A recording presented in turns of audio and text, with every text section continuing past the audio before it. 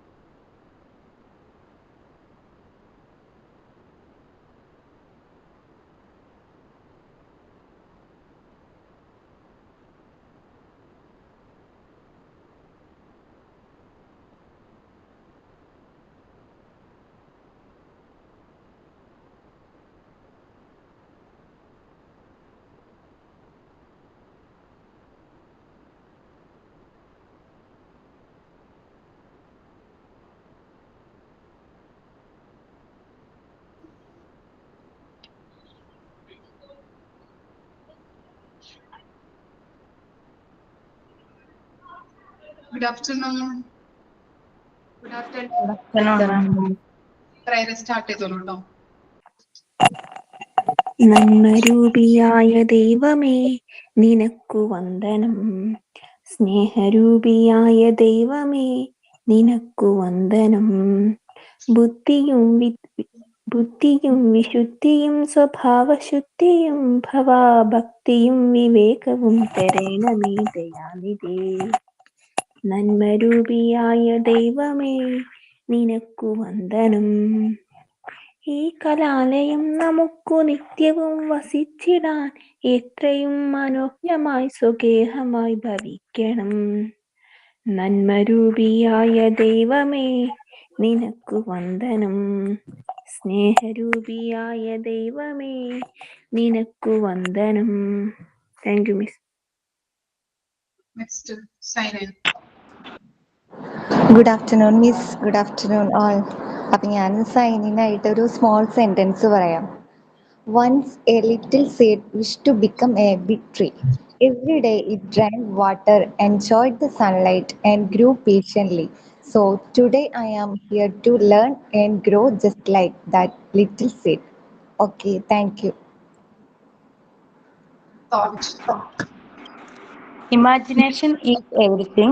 It is the preview of life's coming attractions. Albert Einstein. Thank you, ma'am.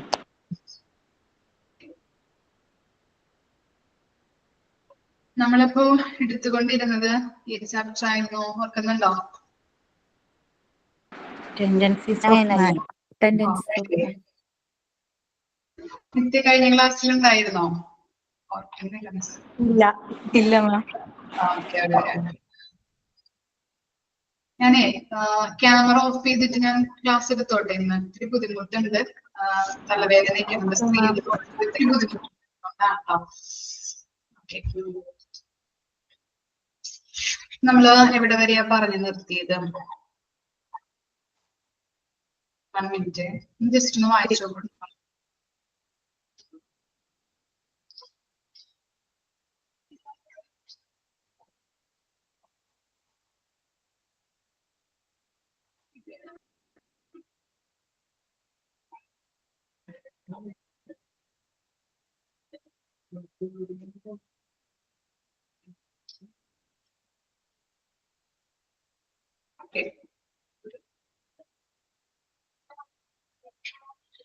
ഗ്രിഗേറിയസ്നെസ് വരെയാണല്ലോ നമ്മൾ പറഞ്ഞു നിർത്തിയത്.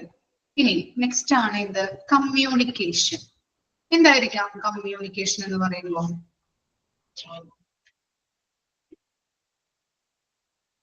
പഠിച്ചിട്ടുണ്ടല്ലോ.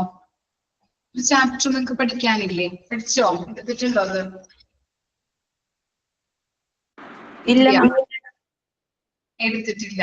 Okay, communication എടുത്തിട്ടില്ല. Okay, അപ്പോ communication എന്ന് പറഞ്ഞാല് നിങ്ങളുടെ ഒരു ഇതില് പറഞ്ഞു നോക്കിയൊന്ന്, എന്താണ് കമ്മ്യൂണിക്കേഷൻ എന്ന് പറയുമ്പോ? മാം, നമ്മുടെ എക്സ്പീരിയൻസും നമ്മുടെ തോട്ട്സും ഒക്കെ മറ്റുള്ളവരുമായിട്ട് ഇമോഷണലി നമ്മൾ പങ്കുവെക്കുമ്പോൾ അവിടെ ഒരു നല്ല കമ്മ്യൂണിക്കേഷൻ ഫോം ആകും മാം. Okay, very good. അപ്പൊ എന്താണ് ഇൻഫോർമേഷൻസ്, അതുപോലെ നോളജുകൾ അല്ലെ മറ്റുള്ളവരുമായിട്ട് പാസ് ചെയ്യുന്നതിനെയാണ് നമ്മൾ കമ്മ്യൂണിക്കേഷൻ എന്ന് പറയുന്നത്. ഇത് എല്ലാവരിലും, എല്ലാ മനുഷ്യരിലും ഉണ്ടല്ലേ കമ്മ്യൂണിക്കേഷൻ അല്ലെ? ഇപ്പൊ ക്ലാസ്സുകളിലൊക്കെ ചെന്ന് കഴിഞ്ഞിട്ടുണ്ടെങ്കിൽ എന്താണ് ടീച്ചേഴ്സ് മിണ്ടാണ്ടിരിക്കാൻ ഇങ്ങനെ പറയണോ അല്ലെ? അല്ലെ, നമ്മൾ ഇങ്ങനെ വർത്താനം പറഞ്ഞുകൊണ്ടേ ഇരിക്കും അല്ലേ? ആണോ? ചെയ്യാറുണ്ടോ നിങ്ങള്? ഇല്ല, നമ്മുടെ ക്ലാസ്സിൽ എല്ലാവരും നല്ല കുട്ടികളാണല്ലോ. ഓക്കെ, അപ്പൊ എന്ത് കാര്യമുണ്ടെങ്കിലും അല്ലെ, ഇപ്പൊ പരിചയമുള്ള ഒരാളെ കണ്ടാലും എന്താണ് നമ്മുടെ വിശേഷങ്ങള് കാര്യങ്ങളൊക്കെ നമ്മൾ ചോദിച്ച് മനസ്സിലാക്കാറുണ്ട് അല്ലെ? ഓരോ കാര്യങ്ങൾ കമ്മ്യൂണിക്കേറ്റ് ചെയ്യാറുണ്ട്. നമ്മുടെ ഫീലിങ്സ്, വിഷമങ്ങള്, സന്തോഷങ്ങൾ ഉണ്ടായാലും മറ്റുള്ളവരുമായിട്ട് നമ്മൾ പങ്കുവെക്കാറുണ്ട് അല്ലെ? അതിനെയാണ് കമ്മ്യൂണിക്കേഷൻ എന്ന് പറയുന്നത്. ഓക്കെ, ഇനി നെക്സ്റ്റ് ആണ് എന്ത്? Abstraction and curiosity. ഒന്ന് വായിച്ചു നോക്കിയേ. Abstraction and curiosity.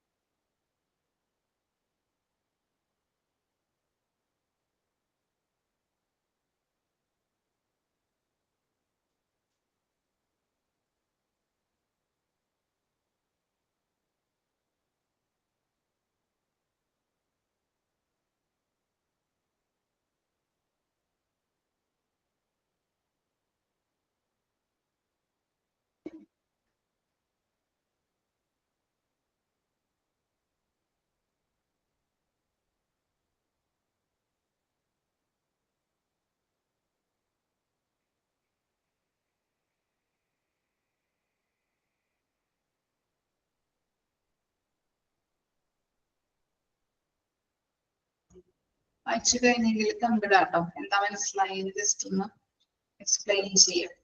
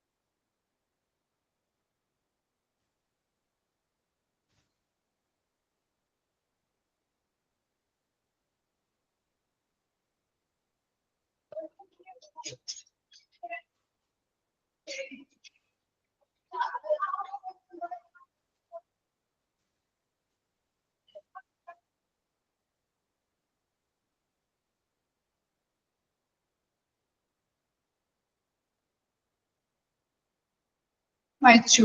എന്താ മൃദുലയ്ക്ക് മനസ്സിലായത്? മാം എനിക്ക് മനസ്സിലായത് മനുഷ്യര് അവര് ജീവിക്കുന്ന ചുറ്റുപാടിൽ നിന്ന് എക്സ്പീരിയൻസ് ചെയ്യുന്ന കാര്യങ്ങൾ വെച്ചിട്ട് അവരൊരു അബ്സ്ട്രാക്ഷൻ ഉണ്ടാക്കിയെടുക്കുന്നു. അതുപോലെ തന്നെ ഒരു കാര്യം എന്തെങ്കിലും ഒരു കാര്യം കാണുകയാണെങ്കിലോ സംഭവിച്ചു കഴിയുകയാണെങ്കിലോ അതിനെക്കുറിച്ച് അത് എന്തുകൊണ്ടാണെന്നും അത് എങ്ങനെയാണെന്നും അവർ ക്യൂരിയസുമാണ്. ആദിമകാലം മുതൽ തന്നെ അവരൊരു കാര്യത്തിനെ ഇമാജിൻ ചെയ്തുകൊണ്ട് തന്നെ ഒരു അബ്സ്ട്രാക്ഷൻ ഉണ്ടാക്കി എടുക്കുന്നുണ്ട്. അതിന്റെ ഉദാഹരണമാണ് അവര് ആനിമൽസിന്റെ കൊമ്പ് കണ്ടത് കൊണ്ട് അവര് മൂർച്ചയുള്ള ആയുധങ്ങൾ ഉണ്ടാക്കി അവര് ഡിഫൻസിന് വേണ്ടി ഉപയോഗിക്കുകയും അതുപോലെ കിളികളുടെ കൂട് കണ്ടിട്ട് അവർ അതുപോലെ ഇമാജിൻ ചെയ്ത് ബിൽഡിങ്ങുകൾ ഉണ്ടാക്കി അവരും ഷെൽട്ടർ കണ്ടെത്തുകയും ഒക്കെ ചെയ്തത്.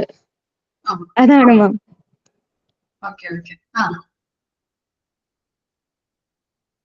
പിന്നെ വേറെ ആർക്കെങ്കിലും മനസ്സിലായില്ല? ആദിമ മനുഷ്യൻ ചെയ്ത കാര്യങ്ങൾ മനസ്സിലായി മാം, ബാക്കി അതിനെ കുറിച്ച് അറിയില്ല. ഇത്തിരി ബുദ്ധിമുട്ടാണല്ലേ? മാം ഞാനിപ്പോഴാണ് ജോയിൻ ചെയ്തത്. ഏത് പേജാന്നൊന്ന് പറയുമോ? പേജ് നമ്പർ ഒന്ന് പറഞ്ഞു. 148. ഓക്കെ, അപ്പൊ നമുക്ക് നോക്കാം അബ്സ്ട്രാക്ഷൻ എന്നാൽ എന്താണ്. നമ്മുടെ ഫിസിക്കൽ വേൾഡിനപ്പുറം ചിന്തിക്കാനും മനസ്സിൽ പലതരത്തിലുള്ള ഐഡിയാസുകൾ രൂപപ്പെടുത്താനായിട്ടുള്ള മനുഷ്യന്റെ കഴിവിനെയാണ് അബ്സ്ട്രാക്ഷൻ എന്ന് പറയുന്നത്. ഓക്കെ, നമ്മുടെ ഫിസിക്കൽ വേൾഡിനപ്പുറം ചിന്തിക്കാനായിട്ടും മനസ്സിൽ പല പല ഐഡിയാസുകള് രൂപപ്പെടുത്താനുമുള്ള മനുഷ്യന്റെ കഴിവിനെയാണ് അബ്സ്ട്രാക്ഷൻ എന്ന് പറയുന്നത്. അതുപോലെ മനുഷ്യന് പല പല കാര്യങ്ങൾ രൂപപ്പെടുത്താൻ സഹായിക്കുന്നുണ്ട്.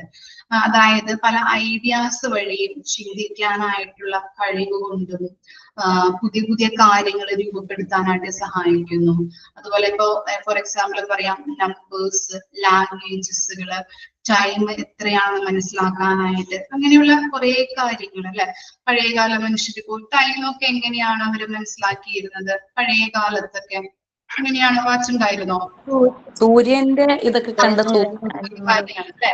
ഓക്കെ, അപ്പൊ അങ്ങനെയുള്ള കാര്യങ്ങൾ ചിന്തിക്കാനായിട്ട്, അങ്ങനെയുള്ള കാര്യങ്ങൾ മനസ്സിലാക്കി എടുക്കാനായിട്ടൊക്കെ മനുഷ്യർ എന്താണ് പല പല കഴിവുകൾ ഉണ്ടായിരുന്നു.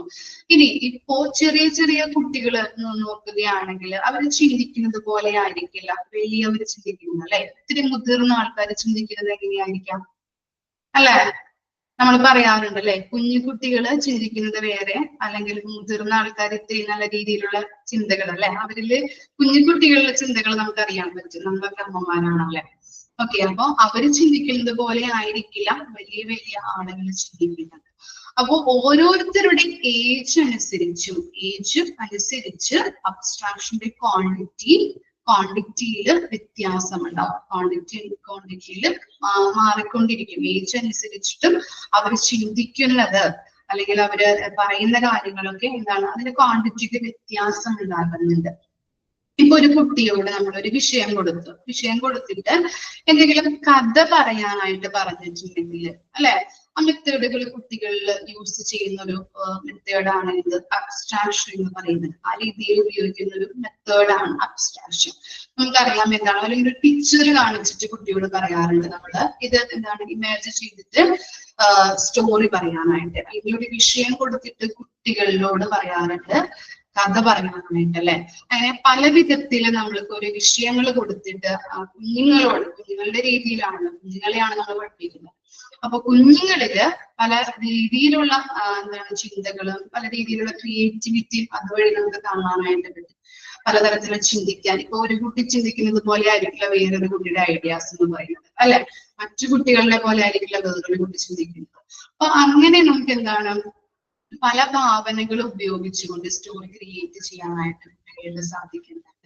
അപ്പൊ അതിനെയാണ് അബ്സ്ട്രാക്ഷൻ എന്ന് പറയുന്നത്. അബ്സ്ട്രാക്ഷൻ എന്ന് പറഞ്ഞു കഴിഞ്ഞിട്ടുണ്ടെങ്കിൽ ഫിസിക്കൽ വേൾഡിനപ്പുറം ചിന്തിക്കാനായിട്ടും മനസ്സില് പലതരത്തിലുള്ള ഐഡിയാസുകൾ രൂപപ്പെടുത്താനായിട്ടുമുള്ള ഒരു മനുഷ്യന്റെ ടെൻഡൻസി, അതിനെയാണ് അബ്സ്ട്രാക്ഷൻ എന്ന് പറയുന്നത്. മനസ്സിലായോ? കാര്യം പിടിയിട്ടോ എന്താണെന്നുള്ളത് മനസ്സിലാക്കിയെടുക്കാനും വായിച്ച് മനസ്സിലാക്കിയെടുക്കാനൊക്കെ ഇത്തിരി ബുദ്ധിമുട്ടുണ്ട് കേട്ടോ. അപ്പൊ അതാണ് ഇങ്ങനത്തെ രീതിയിൽ പറഞ്ഞു തരുന്നത്. ഓക്കെ, ഇനി ക്യൂരിയോസിറ്റി എന്ന് പറഞ്ഞാൽ എന്തായിരിക്കാം? ക്യൂരിയോസിറ്റി എന്താണ്? ആകാംക്ഷ, അല്ലെ? ഓക്കെ, അപ്പോ കുട്ടികള് എൻവയോൺമെന്റിനെ എക്സ്പ്ലോർ ചെയ്യാനായിട്ടും അതിനെ പഠിക്കാനും മനസ്സിലാക്കാനുമുള്ള സ്വാഭാവിക ആഗ്രഹത്തെ, അതിനെയാണ് നമ്മൾ ക്യൂരിയോസിറ്റി എന്ന് പറയുന്നത്. ജിജ്ഞാസ, അല്ലെ? ജിജ്ഞാസ എന്ന് പറയുന്നു, അല്ലെ? കുട്ടികള് എൻവയോൺമെന്റിനെ എക്സ്പ്ലോർ ചെയ്യാനും അതിനെ പഠിക്കാനും മനസ്സിലാക്കാനുമുള്ള ഒരു സ്വാഭാവിക ആഗ്രഹത്തെ, അവർക്കൊരു ആഗ്രഹം ഉണ്ടാവും, അല്ലെ? അതിനെയാണ് നമ്മള് ഈ ക്യൂരിയോസിറ്റി എന്നതുകൊണ്ട് അർത്ഥമാക്കുന്നത്. ഇപ്പൊ ഒരു പക്ഷി, ഫോർ എക്സാമ്പിൾ പറയാം, ഒരു പക്ഷി തുടർച്ചയായിട്ട് കരഞ്ഞുകൊണ്ടിരിക്കുകയാണെങ്കിൽ ആ കരയുന്നത് ചിലപ്പോൾ ഒരു കുട്ടി കേൾക്കാം. ഓക്കെ, തുടർച്ചയായിട്ട് പക്ഷി കരയുന്നു, അതൊരു കുട്ടി കേട്ട് കഴിഞ്ഞിട്ടുണ്ടെങ്കിൽ അവർ ചോദിക്കും, അല്ലെ? എന്താ ചോദിക്കാനായിട്ടുള്ള ചോദ്യങ്ങള്, സാധ്യതയുള്ള ചോദ്യങ്ങൾ എന്തൊക്കെയാവാം? എന്തിനാണ് ഇങ്ങനെ പക്ഷി ഇങ്ങനെ കരഞ്ഞുകൊണ്ടിരിക്കുന്നത്, അല്ലെ? തുടർച്ചയായിട്ട് എന്തുകൊണ്ടാണ് ഇങ്ങനെ കരയുന്നത്? ഇനി ഏത് പക്ഷിയാവാം? ഓക്കെ, അപ്പോ ഈ ടൈമിൽ എന്തിനാണ് ആ പക്ഷി കരയുന്നത്? അങ്ങനെയുള്ള പല പല ചോദ്യങ്ങള് ചോദിക്കാം. അതുപോലെ തന്നെ എന്താണ്, നമ്മളൊരു കോസ് ആൻഡ് ഇഫക്റ്റ് റിലേഷൻഷിപ്പ് ഒക്കെ പഠിച്ചപ്പോ, അല്ലെ, കോഗ്നിറ്റീവ് ഡെവലപ്മെന്റിൽ നമ്മൾ പഠിച്ചില്ലേ ഓരോ സ്റ്റേജുകൾ വൈസ്, അതിൽ എന്തുണ്ട്, കോസ് ആൻഡ് ഇഫക്റ്റീവ് റിലേഷൻഷിപ്പ് ഒക്കെ പഠിച്ചപ്പോ നമ്മൾ പറഞ്ഞിട്ടുണ്ടായിരുന്നു മഴ പെയ്യുന്നത് എന്തുകൊണ്ടാണ്, അല്ലെ? ഈ ടൈമിൽ മഴ പെയ്യുന്നത് എന്തുകൊണ്ടാണ്, മഴ ഉണ്ടാവുന്നത് എങ്ങനെ, അല്ലെ? അതൊക്കെ എന്താണ്, കുട്ടി ചോദിക്കാൻ സാധ്യതയുള്ള ചോദ്യങ്ങളാണ്, അല്ലെ? അവർക്ക് ഒരു സംശയങ്ങൾ വരുന്നുണ്ട്. അങ്ങനെ നമ്മുടെ ചുറ്റുപാടിൽ നടക്കുന്ന കാര്യങ്ങള് അറിയാനായിട്ടുള്ള ക്യൂരിയോസിറ്റി എന്ന ടെൻഡൻസി സഹായിക്കുന്നുണ്ട്. ജിജ്ഞാസ, അല്ലെ? ഓരോ കാര്യങ്ങളും നമ്മുടെ എൻവയോൺമെന്റിൽ നടക്കുന്ന ഓരോ കാര്യങ്ങളും അറിയാനായിട്ട് അതിനെയാണ് നമ്മൾ ക്യൂരിയോസിറ്റി എന്ന് പറയുന്നത്. പല മനുഷ്യരുടെ കയ്യിലും എന്താണ്, എല്ലാവരുടെ കയ്യിലും, എല്ലാ മനുഷ്യരുടെ ഇതിലും ഉണ്ടാകുന്ന ഒരു ടെൻഡൻസിയാണ് ക്യൂരിയോസിറ്റി എന്ന് പറയുന്നത്. മോണ്ടിസോറി എഡ്യൂക്കേഷനില് ഒരു പ്രത്യേകത എന്ന് പറയുമ്പോൾ കുട്ടികളെ സ്വതന്ത്രമായിട്ട് എക്സ്പ്ലോർ ചെയ്യാനായിട്ട് അനുവദിക്കുന്നുണ്ട്. അവർക്ക് ഇൻട്രസ്റ്റ് ആയിട്ടുള്ള മെറ്റീരിയൽസ് ഒക്കെ നൽകിയിട്ട് അവരെ കളിപ്പിക്കാനായിട്ട് പല പല ആക്ടിവിറ്റീസിലൂടെയും അവർക്കൊരു ജിജ്ഞാസ വളർത്തിയെടുക്കാനായിട്ട് മോണ്ടിസോറി മെത്തേഡ് സഹായിക്കുന്നുണ്ടെന്നാണ് പറയുന്നത്. ഓക്കെ, മോണ്ടിസോറി എഡ്യൂക്കേഷനിലൂടെ ഒരു പ്രത്യേകത, അതിന്റെ ഒരു പ്രത്യേകത എന്ന് പറഞ്ഞാൽ എന്താണ്, കുട്ടികളെ സ്വതന്ത്രമായിട്ട് എക്സ്പ്ലോർ ചെയ്യാനായിട്ട് അനുവദിക്കുന്നുണ്ട്.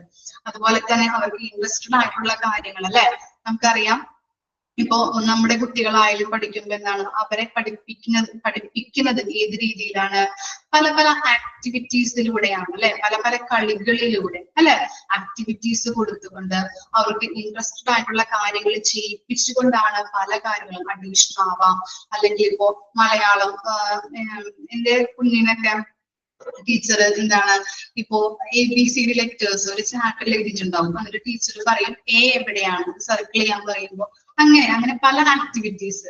അതുപോലെ തന്നെ മലയാളം അക്ഷരം കൂടുതലായിട്ട് പഠിക്കാൻ വേണ്ടിയിട്ട് ന്യൂസ് പേപ്പർ വെച്ച് കൊടുത്തിട്ട് അതിൽ ഈ എവിടെയാണ്, താഴെ എവിടെയാണ് എന്നൊക്കെ ചോദിക്കുമ്പോൾ തൊട്ട് കാണിച്ചു തരും.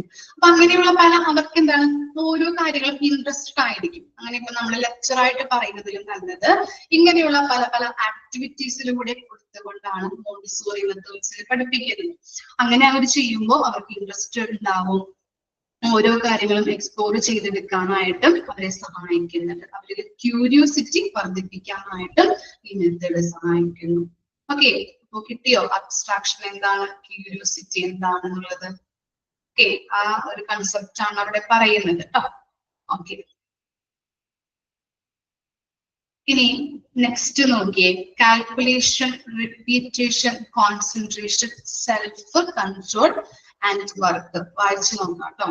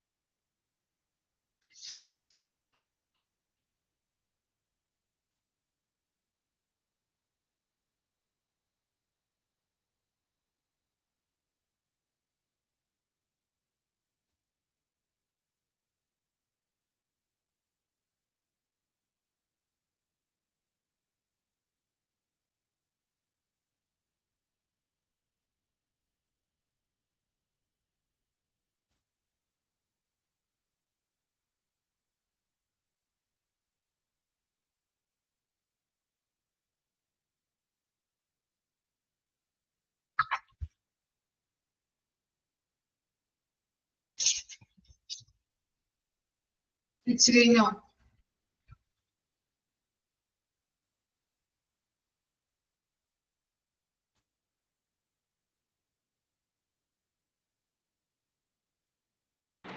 സാബിറയുടെ വീഡിയോ ഓൺ ആയിട്ടിരിക്കുക.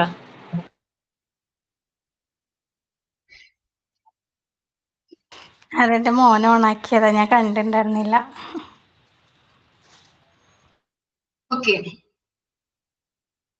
എന്താ മനസ്സിലായേ വായിച്ചപ്പോ? ഒരാൾക്ക് വായിക്കാൻ പറ്റുമോ?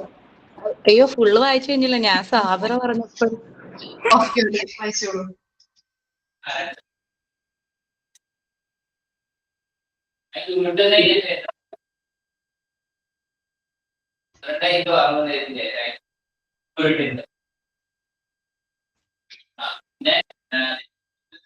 സബീന ഒന്ന് മ്യൂട്ട് ചെയ്തിട്ടോ. Okay ma'am. വായിച്ചു നോക്കാം, പാരഗ്രാഫ് വായിച്ചു നോക്കാം.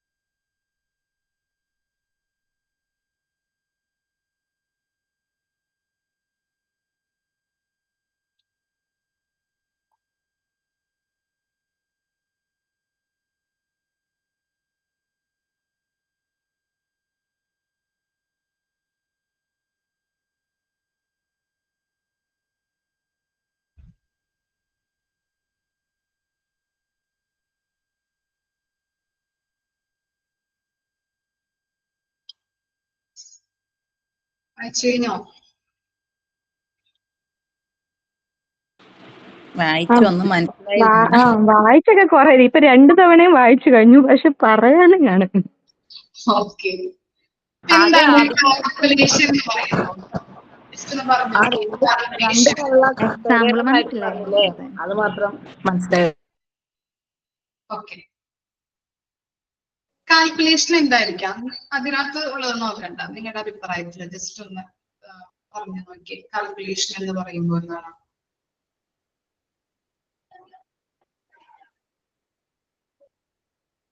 നമ്മൾ എന്ത് വർക്ക് ചെയ്യുമ്പോഴും ഒരു കാൽക്കുലേഷൻ ഉണ്ടാവും. അത് നല്ല രീതിയിൽ ഒരുപാട് തവണ റിപ്പീറ്റ് ചെയ്യുമ്പോഴായിരിക്കും അത് നല്ല രീതിയിൽ പെർഫെക്റ്റ് ആയിട്ട് വരുന്നത്. അപ്പോൾ ഒരുപാട് തവണ ചെയ്യുമ്പോൾ അതിന്റെ എററൊക്കെ ഓട്ടോമാറ്റിക്കലി സോൾവ് ആകും. അതുപോലെ തന്നെയാണ് കുട്ടികൾ മോണ്ടിസറിയിലും വർക്ക് ചെയ്ത് അവര് തന്നെ അത് പഠിക്കും. അങ്ങനെയൊക്കെയാണ്. അതാണ്. നമുക്ക് കാൽക്കുലേഷൻ നോക്കാം. കാൽക്കുലേഷൻ എന്ന് പറയുന്നത് നമ്മൾ എന്താണ്, നമ്മൾ സാധാരണ മനുഷ്യരാണല്ലേ. അപ്പൊ നമ്മൾ എന്തൊക്കെയാണ് ഡെയിലി ലൈഫിൽ നമ്മൾ കാൽക്കുലേറ്റ് ചെയ്യാറുള്ളത്? ഡെയിലി ലൈഫില് സാലറി കാൽക്കുലേറ്റ് ചെയ്യാറുണ്ട് അല്ലേ? അതുപോലെ തന്നെ എന്താണ്, ഡെയിലി സ്പെൻഡ് മണി അല്ലെ. നമ്മളിപ്പോ കടയിൽ പോയി കഴിഞ്ഞിട്ടുണ്ടെങ്കിൽ മണി എത്രയായി, അല്ലെങ്കിൽ ഇന്ന സാധനത്തിന് ഇത്ര വില നമ്മൾ കണക്ക് കൂട്ടി നോക്കാറുണ്ട് അല്ലെ. അതുപോലെ തന്നെ നമ്മൾ സ്വത്ത് കാൽക്കുലേറ്റ് ചെയ്യാറുണ്ട്. അങ്ങനെ പല രീതിയിൽ നമ്മൾ കാൽക്കുലേഷൻ നടത്താറുണ്ട്.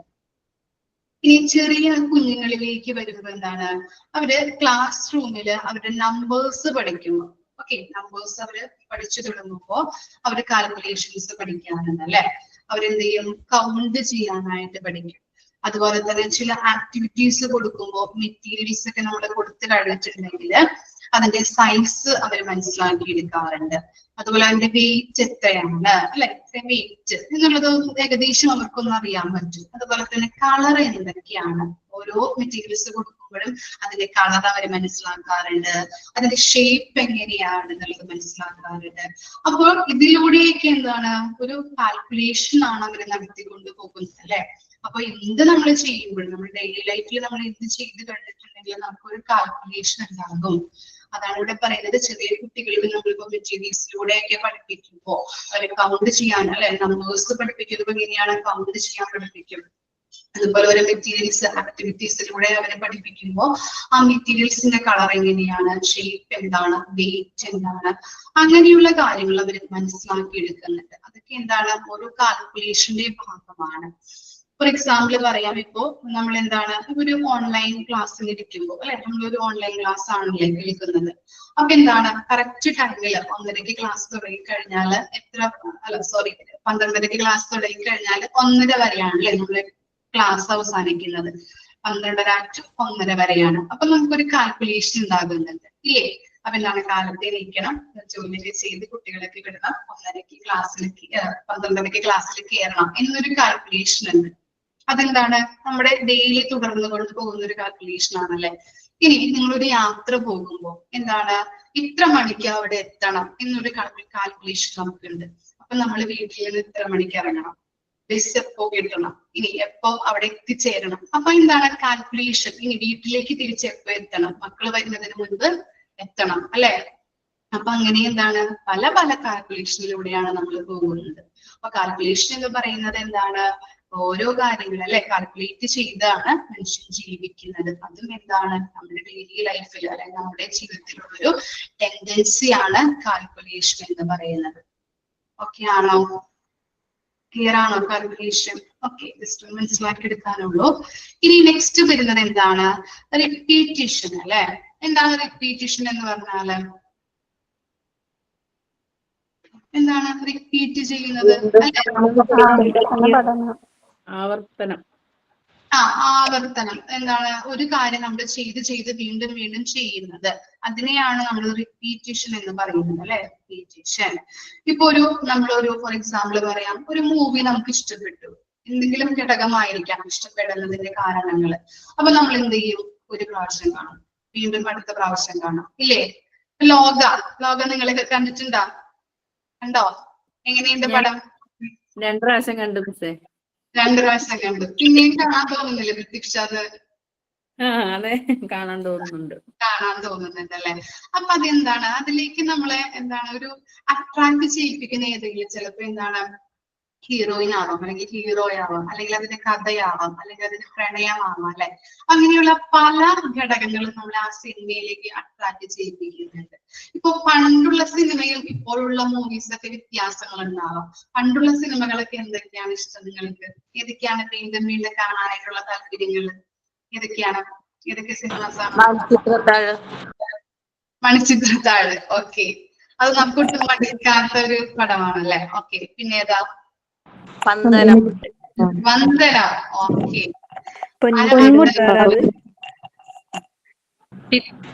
ചിത്രം. കല്യാണരാമൻ. പട്ടണപ്രവേശം.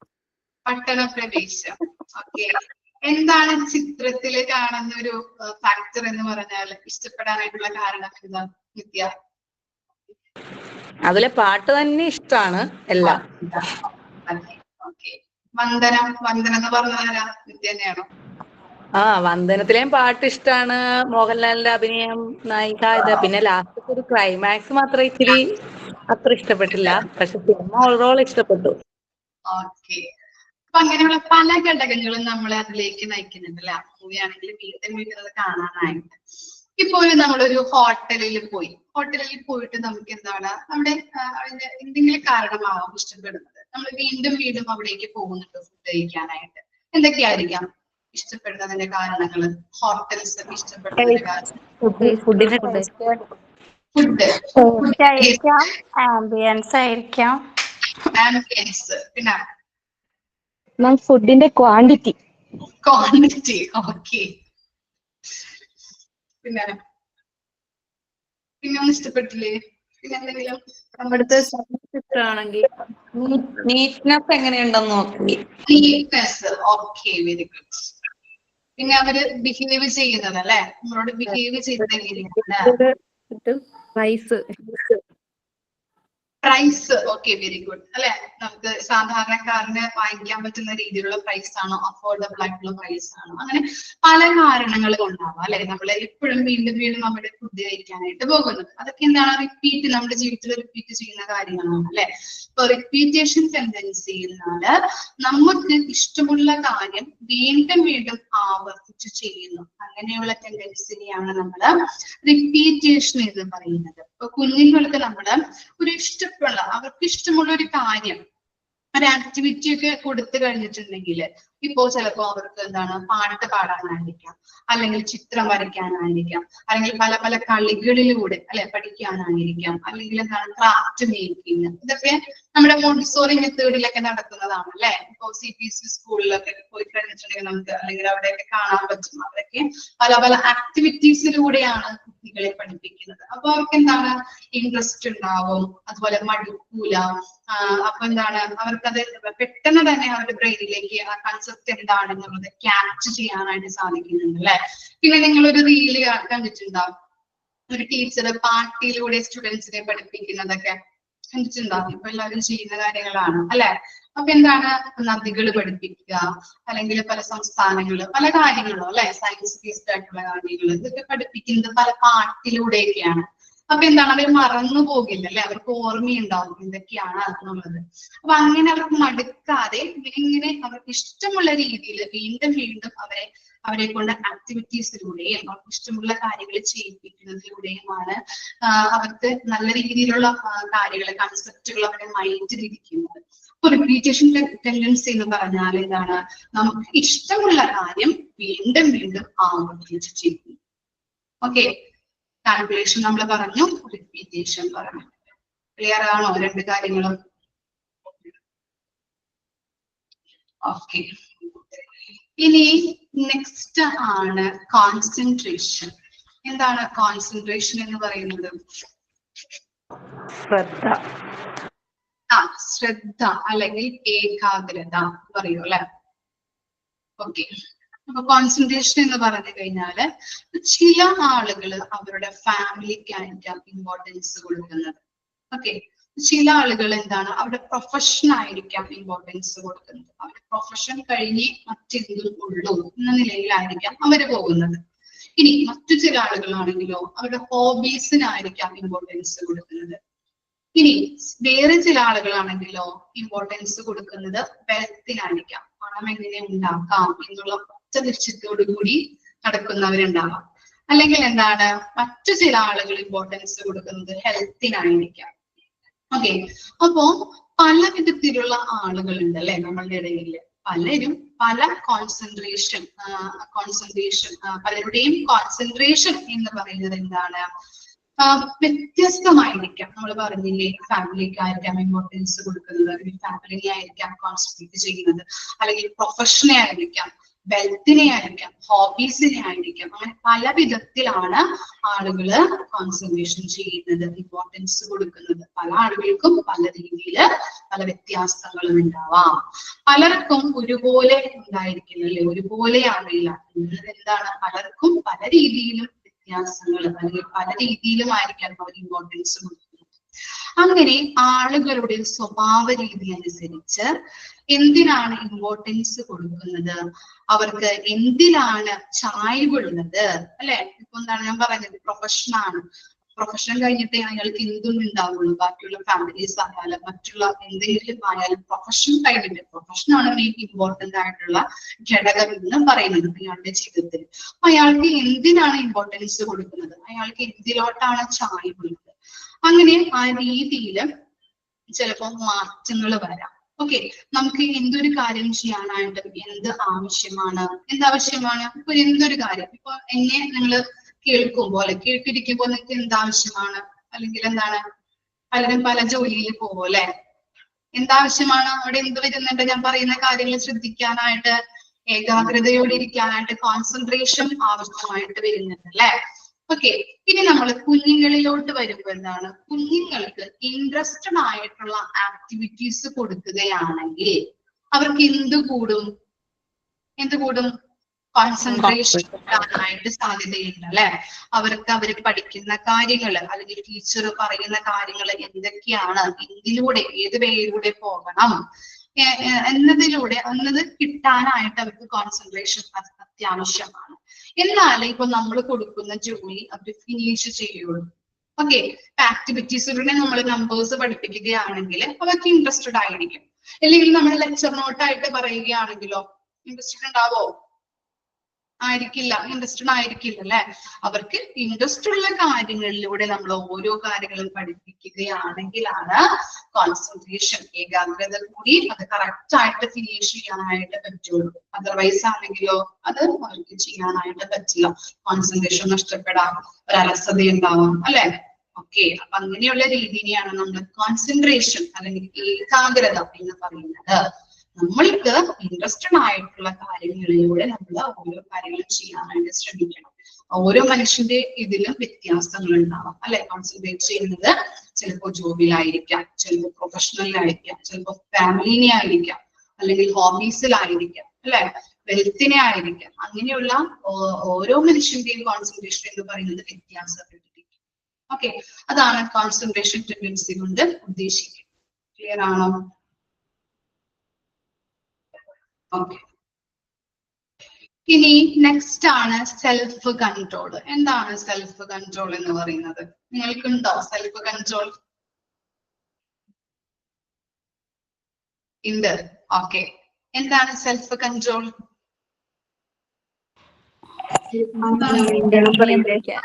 നിയന്ത്രണം അല്ലെങ്കിൽ സ്വയം നിയന്ത്രിക്കുക അല്ലെ. അതായത് എന്തൊരു കാര്യം ചെയ്യുമ്പോഴും ആത്മനിയന്ത്രണത്തോട് കൂടിയിട്ട് ചെയ്യാനുള്ള മനുഷ്യന്റെ ഒരു സ്വാഭാവിക ടെൻഡൻസിയാണ് എന്ത് സെൽഫ് കൺട്രോൾ എന്ന് പറയുന്നത്. ഓക്കെ, ഫോർ എക്സാമ്പിൾ പറയാം, നമുക്ക് ദേഷ്യം വരുമ്പോ എന്താണ് നമ്മൾ എടുത്തു ചാടി എന്തെങ്കിലും പറയും അല്ലെ. അങ്ങനെയാണോ വേണ്ടത്? അങ്ങനെയാണോ വേണ്ടത്? അല്ല. എന്ത് ചെയ്യണം പകരം? നമുക്ക് ദേഷ്യം വന്നു കഴിഞ്ഞാല് അത് അടക്കി പിടിച്ച് പിന്നെ എന്താണ് മറ്റുള്ളവരോട് പെരുമാറാനായിട്ട് അല്ലെ, മാന്യമായിട്ട് പെരുമാറാനായിട്ട് ശ്രമിക്കണം. ഇപ്പൊ സ്റ്റുഡൻസിനെ ടീച്ചർ വഴക്ക് പറയുകയാണെങ്കിൽ അല്ലെ, ടീച്ചറോട് നമുക്ക് ദേഷ്യം വരാറുണ്ട്. പക്ഷേ കുട്ടികളെ തിരിച്ച് ടീച്ചറോട് ദേഷ്യപ്പെടാറുണ്ടോ? എന്താ ചെയ്യാൻ? ഇല്ല, ചെറിയ കുട്ടികൾ ഓക്കെ, മൗനമായിട്ട് അത് കേട്ട് ഇപ്പൊ ആ കുട്ടികളുടെ കയ്യിൽ തെറ്റില്ല എന്ന് കണ്ടാലും അവരത് മൗനമായിട്ട് കേട്ട് എന്താണ് വിഷമിക്കാറാണ് ചെയ്യുക അല്ലെ, ടീച്ചറോട് മറിച്ച് ദേഷ്യപ്പെടാറില്ല. ഓക്കെ, ഓട്ട മത്സരം നടക്കുമ്പോ ചിലർ എന്താണ് വിന്നാവാം, ചിലവര് എന്താവാം ഔട്ടായി പോവാം അല്ലെ. അതെന്താണ്? അതിന് ഒരു റൂൾസ് ഉണ്ട്, അത് കറക്റ്റ് ആയിട്ട് പാലിക്കണം. വിന്നായ കുട്ടികളും അല്ലെങ്കിൽ ഔട്ടായ കുട്ടികളും ആ റൂട്ടിലൂടെ വേണം അല്ലെങ്കിൽ ആ റൂൾസിലൂടെ വേണം പാലിച്ചു പോവാനായിട്ട് ഇല്ലേ. അല്ലെങ്കിൽ അവൻ ജയിച്ചു, അവൻ അവൻ കാരണമാണ് ഞാൻ തോറ്റത് അല്ലെങ്കിൽ ദേഷ്യപ്പെടാറില്ല. കാരണം എന്താണ്? ആ റൂളിലൂടെ നമ്മള് ചരിച്ചിട്ടാണ് പോവാറ്. ഓക്കെ, ആ റൂളിലൂടെ നമ്മള് റൂൾസ് പാലിച്ചിട്ട് വേണം ഓരോ കുട്ടികളും പോവാനായിട്ട്. അതുപോലെ തന്നെ ഇപ്പൊ ടീച്ചർ, ഞാൻ പറഞ്ഞില്ലേ സ്റ്റുഡൻസിനെ ടീച്ചർ വഴക്ക് പറയുമ്പോ ടീച്ചറോട് അവര് ദേഷ്യപ്പെടാറില്ല. നമ്മൾ എന്ത് ചെയ്യും? ടീച്ചറുടെ വഴക്കുകളെല്ലാം കേട്ട് നമ്മൾ വിഷമിക്കാറുണ്ട് അല്ലെ. ചിലപ്പോ മനസ്സിന് ദേഷ്യം തോന്നാം, ഞാനൊന്നും തെറ്റ് ചെയ്തിട്ടില്ല, പക്ഷെ ടീച്ചർ വെറുതെ വഴക്ക് പറയുകയാണ്. പക്ഷെ ടീച്ചറോട് നമ്മൾ ദേഷ്യപ്പെടാറില്ല, മാന്യമായിട്ട് അവരെ റെസ്പെക്ട് ചെയ്യുകയാണ് ചെയ്യുന്നത്. അതിനെയാണ് നമ്മൾ പറയുന്നത് സെൽഫ് കൺട്രോൾ, സ്വയം നിയന്ത്രണം അല്ലെങ്കിൽ ആത്മനിയന്ത്രണം. എന്ത് കാര്യം ചെയ്യുമ്പോഴും ആത്മനിയന്ത്രണത്തോട് കൂടിയിട്ട് ചെയ്യാനായിട്ട് മനുഷ്യനെ സഹായിക്കുന്ന ഒരു ടെൻഡൻസിയാണ് സെൽഫ് കൺട്രോൾ എന്ന് പറയുന്നത്. ഓക്കെ ആണോ? ഓക്കെ, ഇനി നെക്സ്റ്റ് ആണ് എന്ത്? വർക്ക്. എന്താണ് വർക്ക് എന്ന് പറയുമ്പോ? എന്തെങ്കിലും ഒരു ജോലി. ജോലി എന്തെങ്കിലും പറയാൻ പറ്റുമോ? വർത്ത് എന്ന് പറഞ്ഞാൽ അതൊരു ലാഭകരമായത് അല്ലെങ്കിൽ വളരെ നന്നായി കിട്ടുന്നതെന്നല്ലേ? എന്തെങ്കിലും കമന്റ് ഉണ്ടോ? എന്തെങ്കിലും റെമ്യൂണറേഷൻ കിട്ടുന്ന ഒരു റെമ്യൂണറേഷൻ. ഓക്കെ, എന്തെങ്കിലും ആർക്കെങ്കിലും എന്തെങ്കിലും കമന്റ്? ഇല്ല. ഓക്കെ, വർക്ക് എന്ന് പറഞ്ഞാല് ജോലി എന്ന് പറയാൻ പറ്റും അല്ലെ. ഒരു വ്യക്തിയെ കൂടുതൽ ഡെവലപ്മെന്റിലേക്ക് നയിക്കാനായിട്ട്. എനിക്ക് വർത്ത് എന്നാ കേട്ടത്, വർക്ക് എന്നല്ല കേട്ടത്. ഓക്കെ ഓക്കെ ഓക്കെ, അപ്പോ വർക്ക് എന്ന് പറഞ്ഞാൽ എന്താണ്? ഒരു വ്യക്തിയെ കൂടുതൽ ഡെവലപ്മെന്റിലേക്ക് നയിക്കാനായിട്ട് ഹെൽപ്പ് ചെയ്യുന്നുണ്ട് ഇല്ലേ. നമുക്കൊരു ജോലിയിലൂടെ എന്താണ് നമുക്ക് ലാഭമോ നഷ്ടമോ ഉണ്ടാവുമോ, ഒരു പ്രോഫിറ്റ് കിട്ടും അല്ലെ, ഒരു ഡെവലപ്മെന്റ്. ഇപ്പൊ എന്താണ് ജോലി ഇല്ല എന്നുണ്ടെങ്കിൽ നമുക്കൊരു ബുദ്ധിമുട്ടാണല്ലേ, നമുക്ക് മറ്റുള്ളവരോട് കൈ നീട്ടിയിട്ട് വേണം നമ്മുടെ കാര്യങ്ങൾ ചെയ്യാനായിട്ട് അല്ലെ. നമുക്ക് സ്വയം ഒരു ജോലി ഉണ്ടെങ്കിൽ എന്താണ് നമുക്ക് വേണ്ടതായിട്ടുള്ള കാര്യങ്ങൾ വാങ്ങിക്കാനും നമ്മുടെ മക്കൾക്ക് വേണ്ടതായിട്ടുള്ള കാര്യങ്ങൾ അവർ പറയുന്ന കാര്യങ്ങൾ വാങ്ങിച്ചു കൊടുക്കാനായിട്ടും നമ്മുടെ കയ്യിൽ പണം ഉണ്ടാകും. ഒരു വികസനം ഡെവലപ്മെന്റിലേക്ക് സഹായിക്കുന്നുണ്ട്. അതുപോലെ കൂടുതൽ ജോലി ചെയ്യുന്നതിലൂടെ എന്താണ് ഒരു എക്സ്പീരിയൻസ് നമുക്ക് കിട്ടില്ലേ, ഒരു അനുഭവം അല്ലെങ്കിൽ ഒരു എക്സ്പീരിയൻസ് കൂട്ടാനായിട്ട് സാധിക്കുന്നുണ്ട് അല്ലെ. കൂടുതൽ കാര്യങ്ങൾ പഠിക്കാനും എൻവയോൺമെന്റുമായിട്ട് പൊരുത്തപ്പെടാനും സഹായിക്കുന്നുണ്ട് അല്ലെ. നമ്മളൊരു വർക്കില് ഇപ്പോ ഒരു ഓഫീസിൽ ചെയ്ത് കഴിഞ്ഞിട്ടുണ്ടെങ്കിൽ അവിടെ പൊരുത്തപ്പെടാനായിട്ട് അല്ലെ, നമ്മുടെ വർക്കുമായിട്ട് വർക്ക് റിലേറ്റഡുമായിട്ട് അവിടുത്തെ അറ്റ്മോസ്ഫിയറുമായിട്ട് പൊരുത്തപ്പെടാനും അതുപോലെ തന്നെ കൂടുതൽ കാര്യങ്ങൾ എക്സ്പീരിയൻസ് ആവാനായിട്ട് കൂടുതൽ കാര്യങ്ങൾ പഠിക്കാനായിട്ടും എക്സ്പീരിയൻസ് ആവാനായിട്ടും സഹായിക്കുന്നുണ്ട്. അതുപോലെ തന്നെ ഈ വർക്ക് എന്ന് പറഞ്ഞാല് ഫിസിക്കൽ എഫേർട്ട് മാത്രമല്ല മെന്റൽ എഫേർട്ടും കൂടി ജോലിയുമായിട്ട് ബന്ധപ്പെടുന്നുണ്ട്. ഓക്കെ, ഫിസിക്കൽ എഫേർട്ട് എന്ന് പറഞ്ഞാൽ നമുക്കറിയാമോ ശാരീരികമായിട്ട്. മെന്റൽ എഫേർട്ട് എന്ന് പറഞ്ഞാൽ എന്തായിരിക്കാം? ഇപ്പൊ ഒരു കൃഷിക്കാരൻ ഏത് എഫേർട്ട് ആയിരിക്കാം ഉപയോഗിക്കുന്നത്, അറിയാൻ പറ്റുമോ? രണ്ടും. ഫിസിക്കൽ കൂടുതലായിട്ടും ഉദ്ദേശിക്കുന്നത് എന്താണ്? അദ്ദേഹം കൃഷി ചെയ്യുകയാണ് അല്ലെ, ഫിസിക്കലി ആണ് അല്ലെ, ഫിസിക്കൽ എഫേർട്ട് എടുക്കുന്നുണ്ട്.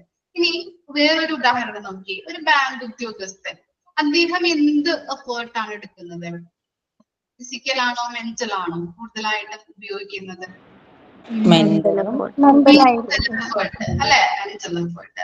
അങ്ങനെ രണ്ട് എഫേർട്ടും കൂടി ചേർന്നതാണ് എന്ത് ജോലി എന്ന് പറയുന്നത് അല്ലെ. രണ്ട് എഫേർട്ടും ജോലിയിൽ രണ്ട് എഫേർട്ടും ഉൾപ്പെടുന്നുണ്ട്. ഇങ്ങനെ ഓരോ കാര്യങ്ങൾ പഠിക്കാൻ സഹായിക്കുന്ന ടെൻഡൻസിയാണ് എന്ത് വർക്ക് കൊണ്ട് ഉദ്ദേശിക്കുന്നത്. മനസ്സിലായോ? വർക്ക് എന്ന് പറഞ്ഞാല് ജോലിയാണ്. ജോലിയിൽ നമുക്ക് ഡെവലപ്മെന്റ് ഉണ്ടാകുന്നുണ്ട് ജോലി ചെയ്യുമ്പോൾ. അതുപോലെ ഒരു എക്സ്പീരിയൻസ് കിട്ടും, കൂടുതൽ പഠിക്കാനായിട്ട് സാധിക്കുന്നുണ്ട്. അതുപോലെ മറ്റുള്ളവരുമായിട്ട് ഇടപഴകി അതൊരു പൊരുത്തപ്പെടാൻ എൻവയോൺമെന്റ് പൊരുത്തപ്പെടാനായിട്ട് അല്ലെ, എൻവയോൺമെന്റുമായിട്ട് പൊരുത്തപ്പെടാനായിട്ട് സഹായിക്കുന്നുണ്ട്. അതുപോലെ ഫിസിക്കൽ എഫേർട്ട് മെന്റൽ എഫേർട്ട് ഇതിൽ ഇൻക്ലൂഡ് ഉണ്ടാവും. ക്ലിയർ ആയോ? വർക്ക് വരെ ആണ് നിൽക്കുന്നത്. ഓക്കെ ആണോ? അധികം ടെൻഡൻസീസ് പറഞ്ഞാല് ചിലപ്പോ നിങ്ങള് അല്ലെ വളരെ ബുദ്ധിമുട്ടുണ്ടല്ലേ. ഇത് കഴിഞ്ഞിട്ട് മിസ്സിന്റെ ചെറിയ ചെറിയ നോട്ട് തരാം കേട്ടോ. ഓക്കെ, വായിച്ചു നോക്കിയേ.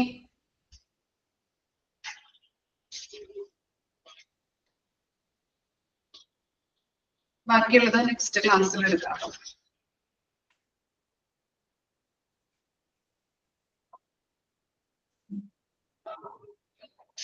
ബാക്കിയുള്ള ടെൻഡൻസീസ് ജസ്റ്റ് ഒന്ന് വായിച്ചുകൊണ്ട് വരാം കേട്ടോ. പെർഫെക്ഷൻ, ക്രിയേറ്റിവിറ്റി, ഇൻഡിപെൻഡൻസ്, മൂന്ന് കാര്യങ്ങളും ജസ്റ്റ് ഒന്ന് വായിച്ചിട്ട് വരും.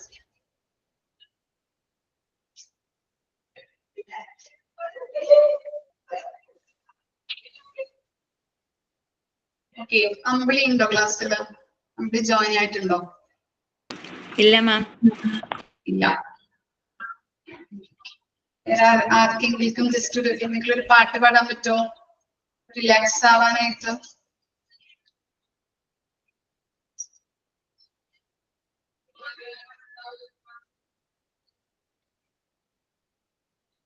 ആരുമില്ലേ പാട്ട് പാടാൻ? ഫാത്തിമ ഉണ്ട്. ഫാത്തിമ ഓണ സെലിബ്രേഷൻ നാടൻ പാട്ട് പാടിയായിരുന്നു. ഓക്കെ, ആരെങ്കിലും പാടൂ ഒരു പാട്ട്.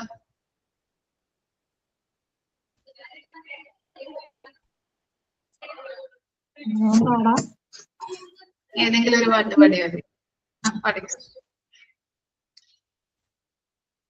മാപ്പിളപ്പാട്ട് മതിയോ? ആ,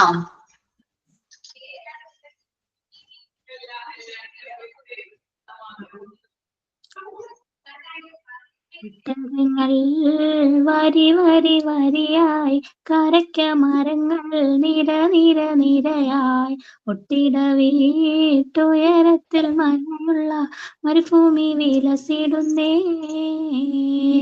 കൊടുത്തസിക്കൂ മരത്തിന്റെ കനികളും ജറാതെന്ന കിളികളും ചുടുകാറ്റിനൊലികളും ഇടയ്ക്കിടയ്ക്ക് കച്ചവട സംഘങ്ങൾ പോകുന്ന പാതകളും പരിശുദ്ധ ഖുർആനിറങ്ങിയതിവിടം പരിപൂർണ റസൂല് പിറന്നതുമിവിടം നിസാമിക്ക് കവിതകൾ ഉറവിട്ടതിവിടം മസ്നവയ്ക്കുറവായ മറബിക്കെട്ടിവിടം തുടിത്തസിക്കൂ മരത്തിന്റെ കനികളും ജറുതെന്ന കിളികളും ചുടുകാറ്റിനൊലികളും ഇടയ്ക്കിടയ്ക്ക് കച്ചവട സംഘങ്ങൾ പോകുന്ന പാതകളും ഒരു വാക്യം ഷഹാദത്ത് തളിരിട്ടതിവിടം ഒളിച്ചന്തക്കാലയുള്ള കോഴി പാറുമിവിടം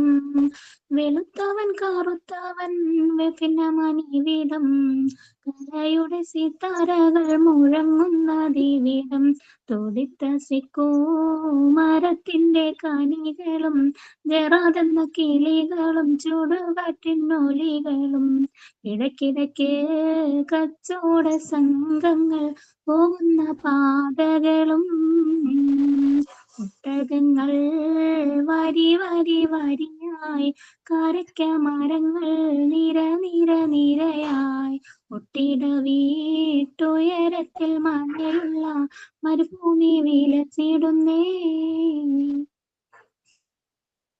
ഓക്കെ, നന്നായിരുന്നു അല്ലേ?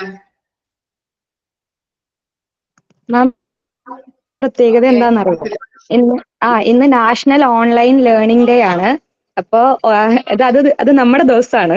ഓൺലൈൻ പഠനത്തിന്റെ പ്രാധാന്യവും അതിലൂടെ ലഭിക്കുന്ന അവസരങ്ങളെയൊക്കെ ഉയർത്തി കാണിക്കുന്ന ഒരു ദിവസമാണ്. പിന്നെ വിദ്യാർത്ഥികൾക്ക് വീട്ടിലിരുന്ന് പഠിക്കാനും പിന്നെ അവരുടെ കഴിവുകൾ ഓൺലൈനിൽ കൂടെ വികസിപ്പിക്കാൻ കഴിയുമെന്ന് ലോകം തന്നെ അംഗീകരിച്ച ദിവസമാണ്. അപ്പൊ ലോകമെമ്പാടുമുള്ള ഓൺലൈൻ പഠിതാക്കളെ പ്രചോദനം നൽകാനും അവരുടെ നേട്ടങ്ങളെ കൂടി ആദരിക്കാൻ വേണ്ടിയിട്ടാണ് ഈ ദിവസം നമ്മൾ ആചരിക്കുന്നത്. അപ്പോൾ നമ്മളെ വെറുതെ നീ ഓൺലൈനിലാണോ പഠിച്ചേ എന്ന് ചോദിക്കുന്നവരോടൊക്കെ നമുക്ക് ആൻസർ പറയാൻ പറ്റും. ഈ ദിവസം ലോകം തന്നെ നമ്മളെ അംഗീകരിച്ച ദിവസമാണ്.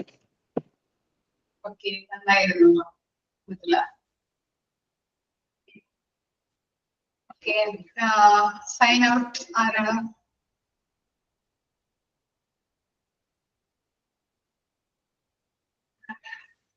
മാമിന്റെ ക്ലാസ് വളരെ നന്നായിരുന്നു. ഞങ്ങൾക്ക് എല്ലാം മനസ്സിലാക്കാൻ പറ്റുന്നുണ്ട്. അത് റീഡ് ചെയ്യുമ്പോൾ കുറച്ച് ടഫായിട്ട് തോന്നുന്നുണ്ട്. പിന്നെ മാം എക്സ്പ്ലെയിൻ ചെയ്ത് തരുമ്പം കൂടുതൽ മനസ്സിലാക്കാൻ പറ്റുന്നുണ്ട്. Thank you ma'am. Thank you so much. Okay, next ക്ലാസ്സിൽ കാണാം കേട്ടോ. Okay, thank you. Thank you ma'am. Thank you ma'am. Thank you.